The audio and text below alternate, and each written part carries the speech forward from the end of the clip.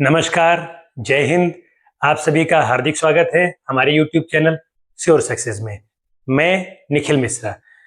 आज हम लोग समय और कार्य इस विषय पर, जो पिछली बार हमने इसका टॉपिक कॉन्सेप्चुअल पार्ट पढ़ाया था, आज हम लोग इस पर कुछ पिछले सालों में आए हुए इंपॉर्टेंट क्वेश्चंस करते हैं। यूपी टेट में पूछे गए प्रश्नों में से हम हल करा रहे हैं। पहला प्रश्न है, एक आदमी किसी काम को 24 दिन में करता है, उसी काम को उसका पुत्र 8 दिनों में करता है। यदि दोनों मिल करके काम करें तो कितने दिनों में पूरा कर लेंगे। ठीक है, इस तरह के पैटर्न के प्रश्न बहुत पूछे जाते हैं, सरलता के साथ हल करेंगे। अगर हम किसी भी आदमी के संबंध में बात करें और वो 24 दिन में करता है पूरा एक काम, ठीक है, 24 दिन में करता है एक कार्य को या एक काम को, ठीक, तो 24 दिन में करता है एक काम, तो एक दिन में कितना करेगा? एक दिन में निश्चित रूप से वो कम काम कर पाएगा, क्योंकि पूरा काम 24 दिन में कंप्लीट कर पाता है, तो एक दिन में कम काम कर पाएगा। वो कितना होगा? 1/24 भाग। 1/24 भाग। अगर हम कहने कोई भी व्यक्ति ऐसा है जो 2 दिन में एक काम को पूरा कर लेता है, तो उसके द्वारा एक दिन में किया गया काम कितना होगा? आधा या 1/2। ठीक है, इसी तरह से अगर हम इसके पुत्र के संबंध में बात करें, इनका पुत्र जो है वो 8 दिन में पूरा करता है पूरा एक काम। अगर 8 दिन में एक काम करता है तो एक दिन में उसके द्वारा किया गया काम कितना हो जाएगा? 1/8 भाग। आदमी के द्वारा एक दिन में किया गया काम 1/24 भाग, उसके पुत्र के द्वारा एक दिन में किया गया काम 1/8 भाग। अब अगला प्रश्न, अगला इसमें कह रहे हैं कि अगर साथ साथ मिल करके इस काम को करें, तो जब दोनों पिता और पुत्र मिल करके साथ साथ काम करेंगे, पिता प्लस पुत्र, ये अगर मिलकर काम करते हैं, तो जब मिल के काम करेंगे तो इनका एक दिन का काम कितना हो जाएगा? एक दिन का काम, तो क्या हो जाएगा? 1/24 और 1/8 दोनों जुड़ जाएंगे। इन दोनों ने जो अलग अलग काम किया वो दोनों जुड़ जाएंगे, क्योंकि ये साथ में मिलके काम कर रहे हैं। अब इसको हम एलसीएम ले लेंगे, 24, इसको सॉल्व कर लेंगे, 1/6 भाग। तो एक दिन में करते हैं दोनों मिलकर के 1/6 भाग, तो इसका मतलब पूरा काम कितने दिनों में कर पाएंगे? 6 दिन में, क्योंकि अगर हम यहां से निकालें 6 दिन, 6 दिन का काम, तो 1/6 भाग गुणे 6 हो जाएगा, कट गया, पूरा एक काम हो जाएगा। तो इसलिए ये दोनों मिल करके इस काम को करेंगे 6 दिनों में। सबसे सरल कॉन्सेप्ट है। हम दोनों के द्वारा कभी भी इस तरह के प्रश्न आते हैं तो हम व्यक्ति के द्वारा एक दिन में किया गया काम निकाल लेंगे, उसके पुत्र के द्वारा एक दिन में किया गया काम निकाल लेंगे, दोनों के द्वारा किया गया काम जोड़ लेंगे और इस तरह से हल कर लेते हैं। तो अगर हम इस संबंध में बात करें कि अगर हम देखें कि 12 दिनों में कोई पूरा काम करता है, एक काम को करता है, एक इकाई काम करता है, ठीक है, तो एक दिन में उसके द्वारा किया गया काम क्या होगा? एक दिन में उसके द्वारा किया गया काम होगा 1/12 भाग। उस काम का 1/12वां भाग वो एक दिन में कर पाएगा। ठीक, इसी विधि को लेकर के हम यहाँ पे चलते हैं। अगर हम कहें a प्लस बी, ए और बी मिलकर के, तो ए और बी को हम a प्लस बी कह रहे हैं, ए और बी मिलकर के करते हैं कितने दिन में? 12 दिनों में करते हैं। तो a प्लस बी का अगर हम एक दिन का काम देखें,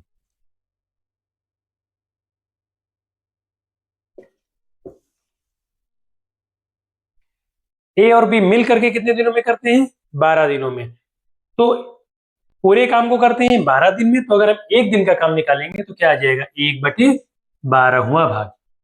ठीक है, इसी तरह से अगर हम बी प्लस सी के संदर्भ में बी और सी का यही देखें कि बी और सी उस काम को कितने दिनों में करते हैं? 15 दिनों में। तो बी और सी मिल करके पूरे काम को करते हैं 15 दिनों में, तो यानी बी और सी दोनों के द्वारा एक दिन का काम कितना हो जाएगा? एक दिन का जो काम होगा वो 1/15वां भाग होगा। ठीक है, 1/15वां भाग ऐसे भी कह सकते हैं आप इसको। फिर सी और ए के संदर्भ में कहें तो सी और ए का अगर एक दिन का काम हम देखें तो वो हो जाएगा हमारा 20 दिन में। तो 20 दिन में पूरा काम, अगर 20 दिन में पूरा काम तो एक दिन में 1/20। अगर हम इन तीनों ही इक्वेशंस को ऐड कर लें, इन तीनों को जोड़ लें, तो रिपीट हो जाएगा 2 times a plus B plus C आ जाएगा। ठीक है, क्योंकि a और a 2 है, ये 2c 2b, 2 times a plus B plus C, इन तीनों को हम जोड़ लेंगे, 1/12 प्लस 1/20 तक, इनका एलसीएम अगर हम ले तो ये आ जाएगा 60। अब हम सॉल्व करेंगे,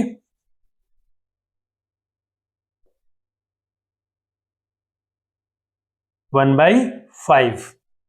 तो इसका मतलब है अगर हम a प्लस बी प्लस सी निकालें तो ये 2 इधर नीचे चला जाएगा, ये हो जाएगा 1/10। ये क्वेश्चन नंबर 4। अगर हम इन तीनों को 1, 2 और 3 माने, 1, 2 और 3, और इसको क्वेश्चन नंबर 4। अब हमको निकालना किसका है, ए अकेले उस काम को कितने दिन में पूरा कर पाएगा। a प्लस बी प्लस सी का पता है 1/10 है, और b प्लस सी पता है 1/15 है। तो हम क्या करेंगे, इसमें से इसको घटा देंगे तो हमारा a की वैल्यू आ जाएगी। a plus B plus C, we do equation 4 minus equation 2। समीकरण 2 को 4 से घटाते हैं तो a प्लस बी प्लस सी में से b प्लस सी घट जाएगा तो बचेगा a इज इक्वल टू क्या हो जाएगा, 1/10 और माइनस 1/15। इसको हम इधर ऐसे भी लिख सकते हैं, a इज इक्वल टू, यानी a का एक दिन का काम, a इज इक्वल टू का मतलब a का एक दिन का काम है 1/10 माइनस 1/15। अब आप इसका एलसीएम ले सकते हैं, इनका एलसीएम हम देख लेते हैं, 30 भी हो सकता है, 30 भी कट जा रहा है, 3 माइनस 2। तो ये a का एक दिन का काम है, a का एक दिन का काम है 1/30। a एक दिन में करता है काम का 1/30वां भाग, तो पूरा काम कितने दिनों कर पाएगा, 30 दिनों में। तो पूरा काम करेगा, काम पूरा कर पाएगा वो 30 दिन में। ये हुआ हमारा final answer. Next question, question number 3, UP TET 2018 में ये पूछा गया है। इसमें कह रहे हैं 40 व्यक्ति 30 दिनों में 200 किलोग्राम चावल खाते हैं, तो कितने दिनों में 30 व्यक्ति 500 किलोग्राम चावल खाएंगे। इसके लिए हमने जो क्लास पढ़ाई थी उसमें बताया था आपको, ये सूत्र इस तरह के प्रश्नों में जब भी इतने व्यक्ति इतने दिनों में इतने चावल खाते हैं, या इतने व्यक्ति इतने घंटे काम करके किसी काम को इतने दिनों में पूरा करते हैं, इस प्रकार का प्रश्न पूछा जाता है तो हम इसी फॉर्मूले का प्रयोग करते हैं, m1 d1 बटे w1 is equal to m2 d2 divided by w2। इस फार्मूले का प्रयोग करके हम आंसर निकालेंगे। तो यहां पर हमको दिया हुआ है, जैसा कि हम सभी जानते हैं, m1 क्या है, 40 व्यक्ति हैं, कितने दिनों में, d1 दिया है 30 दिनों में, और कितना चावल खाते हैं, w1 दिया है हमारा 200 किलोग्राम। इसी तरह से हम m2 d2 और w2 हमको दिया हुआ है, m2 हम लोगों को दिया हुआ है 30 व्यक्ति हैं, d2 पूछ रहे हैं कितने दिनों में, और w2 है 500 किलोग्राम चावल। ठीक है, इस फार्मूले सारी वैल्यूज रख करके हम डिजायर्ड आंसर हमको मिल जाएगा। अगर ये सारी वैल्यूज हम इसमें रख देते हैं तो हमको 40 गुणे 30 डिवाइडेड बाई 200 बराबर 30 गुणे d2 और डिवाइडेड बाई 500। ये 0 0 कट गया, d2 हमारा यहां से अगर हम हो निकाल लें तो 40 गुणे 30 गुणे 5 डिवाइडेड बाई 2 गुणे 30, 30 कट गया, ये 100 दिनों में वो इतने चावल खा लेंगे। जब भी इस तरह के प्रश्न होंगे तो हम इस सूत्र का प्रयोग करेंगे। ठीक है, अगला क्वेश्चन कह रहे हैं, यदि 5 पुरुष या 15 लड़के किसी कार्य को 18 दिनों में करते हैं तो 10 पुरुष और 30 लड़के उसी कार्य को कितने दिनों में करेंगे। इस तरह के प्रश्नों में जहां पर या जैसे लिखा है तो 5 पुरुष या 15 लड़के, कहने का मतलब है चाहे 5 पुरुष या 15 लड़के उस काम को 18 दिनों में करते हैं, तो 5 पुरुष बराबर क्या हो गया, 15 लड़के हो गया। जहां पर भी या और आएगा तो वहां पर 5 पुरुष बराबर हो गया हमारा 15 लड़के। तो इसका मतलब है कि एक पुरुष बराबर क्या हो जाएगा, एक पुरुष बराबर हो जाएगा हमारा 3 लड़कों के। ठीक है, एक पुरुष बराबर हो गया हमारा 3 लड़कों के। तो 10 पुरुष और 30 लड़के उसी कार्य को कितने दिनों में करेंगे? तो आप समझिए 10 पुरुष और 30 लड़के हम यहां से निकाल लें। 10 पुरुष और 30 लड़के, तो 10 पुरुष को हम 30 लड़कों में कन्वर्ट कर लेंगे, तो एक पुरुष बराबर है 3 लड़का, तो 10 पुरुष बराबर 10 गुणे 3 और प्लस 30 लड़के पहले से थे, इतने, ये हो गए 60 लड़के, जोड़ लेंगे आप।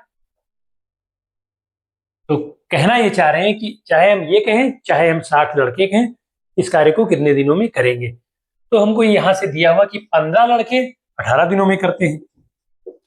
15 लड़के काम करते हैं कितने दिनों में पूरा करते हैं? 18 दिनों में। 15 लड़के उस काम को पूरा करते हैं 18 दिनों में। तो एक लड़का उस काम को कितने दिनों में पूरा करेगा? एक लड़के को ज्यादा समय लगेगा, तो हो जाएगा 18 गुणे 15 दिन। ठीक है। और अगर हम यहां से निकालना चाहें कि ये था 60 लड़के, तो 60 लड़के कितने दिनों में करेंगे? 60 लड़कों को कम समय लगेगा, तो डिवाइड हो जाएगा 18 गुणे 15 डिवाइडेड बाई 60। यहां से हम इसको सिंप्लीफाई कर लेंगे, ये हो जाएगा 18/4 या 9/2, 4.5 दिन, 4.5 डेज या 4.5 दिन। इतने दिनों में हमारे 10 पुरुष और 30 लड़के मिलकर उस कार्य को पूरा कर लेंगे। विशेष ध्यान इस बात पे देना, जहां पर या दिया हो वहां पर 5 पुरुष या 15 लड़के, तो ये दोनों बराबर हो जाएंगे। और इसी तरह से फिर हम आगे यहाँ पर एक ही यूनिट में कन्वर्ट कर ले, चाहे पुरुष में या लड़के में, और सॉल्व कर लेते हैं। ठीक है। अगला प्रश्न है हमारा, इस तरह के क्वेश्चंस काफी पूछे जाते हैं। इनमें कह रहे हैं कि ए एक काम को 18 दिनों में पूरा करता है, ए किसी काम को 18 दिनों में पूरा करता है, बी ए से 50% अधिक दक्ष है। कहने का मतलब है बी की जो कार्य क्षमता है वो ए से 50% अधिक है, तो बी अकेले उस कार्य को कितने दिनों में करेगा। इस तरह के कई प्रश्न पूछे जाते हैं। हम ये देख रहे हैं कि ए एक काम को करता है 18 दिनों में, तो 18 दिन में अगर हम ए के संदर्भ में बात करें तो ए 18 दिन में करता है एक काम। तो अगर 18 दिनों में करेगा एक काम, तो एक दिन में ए के द्वारा किया गया काम क्या होगा? 1/18। ठीक है। अब हमसे कह रहे हैं कि बी ए से 50% अधिक दक्ष है, तो अगर हम ये देखें कि कार्य क्षमता, यहां पे लिखेंगे कार्य क्षमता और ये लिखेंगे हम समय। तो कार्य क्षमता जो होती है समय के अपोजिट होती है। किसी की कार्य क्षमता जितनी ज्यादा होगी उसको काम करने में उतना ही कम समय लगेगा। ठीक है। जैसे कहते हैं कि अगर वो व्यक्ति बहुत पावरफुल है, उस व्यक्ति की स्टेमिना ज्यादा है, तो वो काम को जल्दी खत्म कर लेगा। अगर हम देख लें तो कार्य क्षमता अगर है, ये कह रहे हैं अगर ए की माने हम 100%, A/B अगर हम लिखें A/B, तो बी की कार्य क्षमता ए से 50% अधिक है।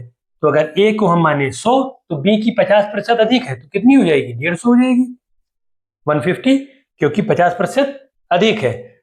तो ये हो गया A/B की कार्य क्षमता। तो इसको हम ऐसे भी लिख सकते हैं, अगर हम 50 से डिवाइड कर दें तो ये 2:3 हो जाएगी कार्य क्षमता। कार्य क्षमता का अपोजिट होता है समय।